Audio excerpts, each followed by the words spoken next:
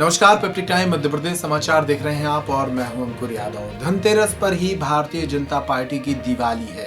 भोपाल के कार्यालय में मुख्यमंत्री शिवराज सिंह चौहान सहित भाजपा के तमाम पदाधिकारी फुलझड़ियां जला रहे हैं। दरअसल धनतेरस को आए उपचुनाव के नतीजों ने भाजपा को खुश कर दिया।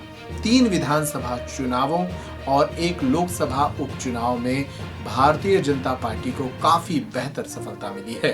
भारतीय जनता पार्टी ने 3 में से 2 विधानसभा सीटों पर जीत दर्ज की है, तो वहीं खंडवा की लोकसभा सीट भी जीत ली है।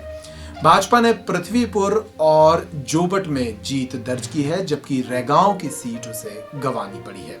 देखिए इस 5 मिनट की स्टोरी में पूरे इलेक्शन का दिन भर का खाका। मध्य प्रदेश उपचुनाव में विधानसभा की तीनों और खंडवा लोकसभा सीट के परिणाम आ गए हैं। भाजपा ने अपनी परंपरागत सीट रैगांव गंवाकर कांग्रेस की जोबट और पृथ्वीपुर सीट छीन ली है। खंडवा लोकसभा सीट भी भाजपा के ज्ञानेश्वर पाटिल 80,000 वोट से जीत गए। यहां से कांग्रेस प्रत्याशी राज नारायण सिंह पुरनी ने पहले ही हार मान ली थी। वे मतगणना स्थल छोड़कर चले गए थे। भाजपा की जीत के बाद मुख्यमंत्री शिवराज सिंह चौहान का रिएक्शन सामने आया। जो परिणाम मध्य प्रदेश में उपचुनाव में आ रहे हैं, मत बोलो, कुछ मत बोलो। वो भारतीय जनता पार्टी के लिए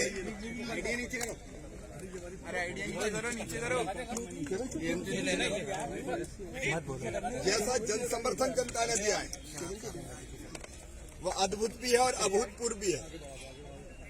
मैं अभूतपूर्व इसलिए कह रहा हूं कि खंडवा में तो हम जीत ही रहे,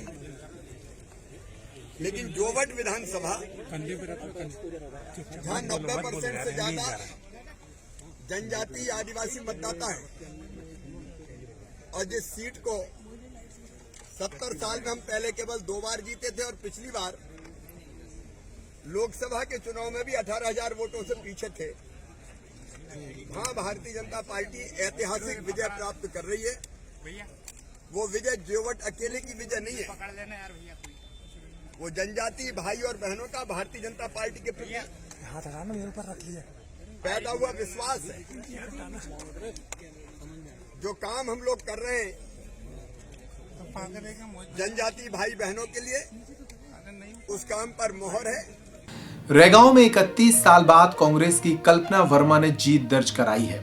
उन्होंने 12,096 वोटों से भाजपा की प्रतिमा बागरी को हरा दिया। पृथ्वीपुर में भी भाजपा ने 15,000 वोट से जीत दर्ज की। रिजल्ट से पहले कांग्रेस प्रत्याशी नीतेंद्र सिंह राठौर ने हार मान ली। उन्होंने इस हार का जिम्मेदार सत्ता और प्रशासनिक अधिकारियों को ठहराया। ये चुनाव नितिन सिंह राठौर वर्सेस डॉक्टर शिशुपाल यादव नहीं रह गया था। ये चुनाव नितिन सिंह राठौर जनता वर्सेस यहाँ के मुख्यमंत्री शिवराज सिंह जी हो गया था। और शिवराज सिंह जी ने, आप सब ने देखा कि किसी भी विधानसभा में अगर प्रदेश के मुख्यमंत्री अगर 10 से 11 दौरे कर लेते हैं तो निश्चित रूप से हम लोग तो एक साधारण कार्यकर्ता हैं, पूरा शासन तंत्र उनके हिसाब से चल रहा था। जिस दिन मतदान था उस दिन जगह जगह बूथ कैप्चरिंग हुई और हमारे लोगों को वोट नहीं डालने दिए गए, तो निश्चित रूप से उसका प्रभाव सामने देखने को मिला। और आखिरी 3 दिन तरह तरह की शिकायतें भी आई कि लोभ लालच दिया जा रहा है, शराब बांटी जा रही है। तो इन सब चीज़ों से मुझे लगता है कि भारतीय जनता पार्टी को ये जीत मिली है। और दूसरा कारण ये भी है कि कहाँ हम लोगों से कमी हुई, इस बात की समीक्षा हम लोग बैठकर करेंगे। जोबट में भाजपा प्रत्याशी सुलोचना रावत ने कांग्रेस प्रत्याशी महेश पटेल को 6,104 वोटों से हराया है। विधानसभा उपचुनाव के ठीक पहले कांग्रेस छोड़कर आई सुलोचना चौथी बार विधायक बन गईं। वे अब तक 5 बार विधानसभा चुनाव लड़ चुकी हैं। खंडवा लोकसभा सीट की बात करें, भाजपा ने यहां 80,000 से अधिक वोटों से जीत दर्ज की। कांग्रेस प्रत्याशी राज नारायण सिंह पुरनी ने पहले ही हार मान ली और वे मतगणना स्थल को छोड़कर चले गए। इधर भाजपा प्रत्याशी ज्ञानेश्वर पाटिल का रिएक्शन सामने आया। उन्होंने कहा कि प्रधानमंत्री मोदी की नीतियों की ये जीत है। रैगांव में 14वें राउंड के नतीजे आने के बाद रैगांव से बीजेपी प्रत्याशी प्रतिमा बागरी का चेहरा उतर गया था। उन्होंने परिणाम घोषित होने से पहले हार मान ली और हाथ जोड़ते हुए मतगणना स्थल छोड़ दिया, जबकि कांग्रेस की कल्पना ने विक्ट्री साइन दिया।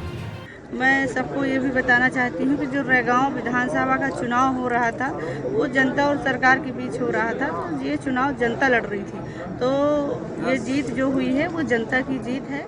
खंडवा में मतगणना के आंकड़ों में गड़बड़ी को लेकर कांग्रेस प्रत्याशी राज नारायण सिंह पुरनी एडीएम पर भड़क गए। उन्होंने कहा कि ये काम करने का तरीका नहीं है। उन्होंने व्यवस्था पर सवाल खड़े किए। कुल मिलाकर भारतीय जनता पार्टी ने उपचुनाव में उम्मीद के मुताबिक बेहतर सफलता अर्जित की है। जोबट और पृथ्वीपुर कांग्रेस की परंपरागत सीटें थीं, जिसे भाजपा ने छीन लिया। ये खुशी की तस्वीरें भाजपा कार्यालय की हैं, जहां धनतेरस पर ही दिवाली जैसा नजारा है।